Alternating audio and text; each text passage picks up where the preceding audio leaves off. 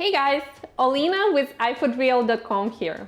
Today I'm going to show you how to make almond flour pizza crust.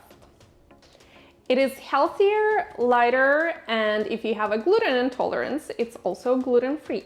It's also super easy to make at home, and unlike cauliflower pizza crust, it is not as labor intensive. And it actually comes out pretty good. You can hold it by the slice, no problem. And it's not super crispy like could be the case with almond flour, and it even bends a little bit and no burnt edges. So it's really good. And then you add your favorite toppings as you like and you have healthy pizza. Let's do it. Start with preheating the oven to 400 degrees Fahrenheit and placing the rack in the middle. Now let's make almond flour pizza dough. So we're using almond flour and not almond meal. It is super fine and blanched. My favorite one is Kirkland from Costco because it's cheap. It's cheap almond flour. Well, it's not cheap, but it's affordable. You can use any brand you like. Then we add spices, and here we're using onion powder and garlic powder. And the yeast, okay. Yeast does not make almond flour rise like regular flour. We just add it for that bready flavor. And you can use instant yeast, regular yeast. It has to be granulated. Or you can skip it completely. Then we add baking soda, a little bit of salt, because salt brings all flavors out of any food and together. And grab a whisk and start combining all the dry ingredients. You want no lumps before you add the liquids.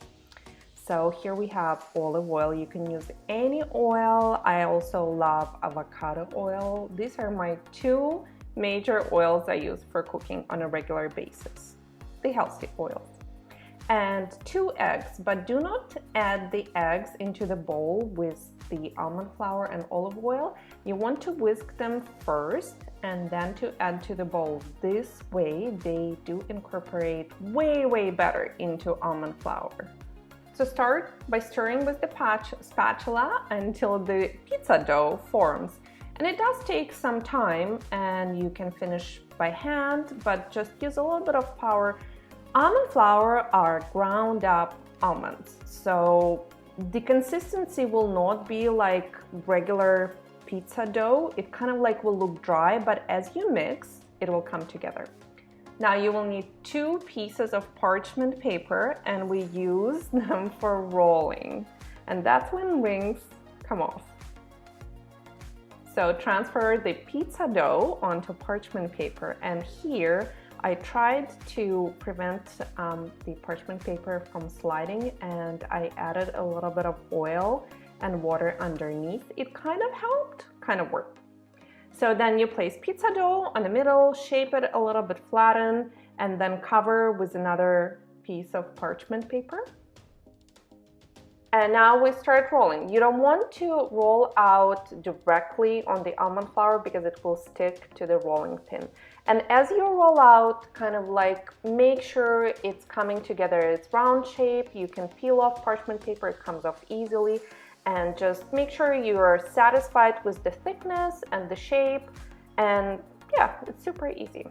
So the size I'm going for is 28 centimeters or 11 inch. That's my personal preference for the thickness.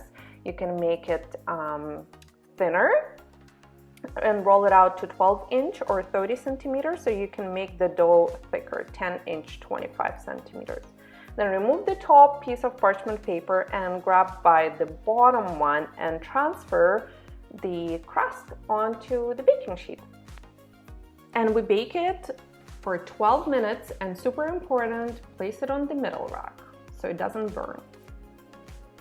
And while crust is baking, you want to grate your cheese. Now, I do recommend and I prefer to buy cheese and grate my own because it does melt better, as it does not contain anti-caking agents and preservatives as in shredded cheese in the bags. You will see. And I'm being lazy. Well, I'm not lazy, but I'm being lazy. I'm using this organic Costco marinara sauce instead of the pizza sauce. It has little bit chunks of vegetables, which is fine.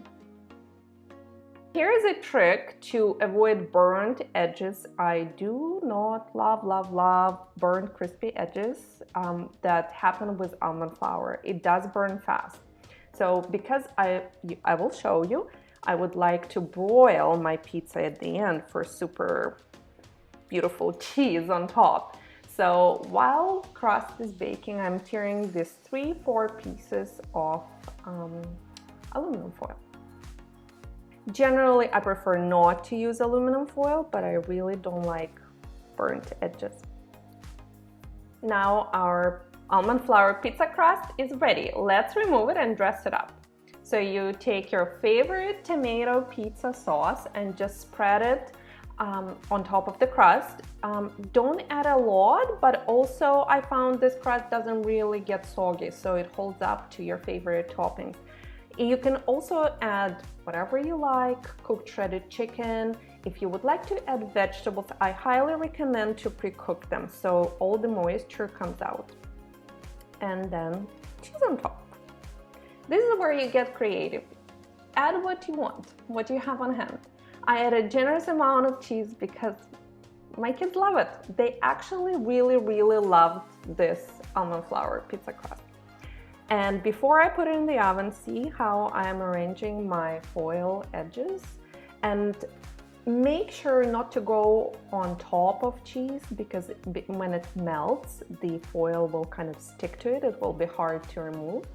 And then you place it again on a middle rack for 4 minutes and then you broil. Wait for this. You want to see this beautiful bubbly cheese. See, that's what happens when you put it under the broiler. That's what foil is for. And voila! Here's your beautiful gluten-free, guilt-free, quite easy, healthy pizza crust. It was actually really satisfying, and you know, one piece goes a long way because almonds are super high in healthy fats, so you do get full with one slice. Also, this crust cuts beautifully and you can hold it easily, and it is even a little bit bendy. It means that the dough is soft, so it's not crispy, you know, like hard. So it's pretty legit pizza crust, if you ask me. Hope you guys enjoy. I sure did.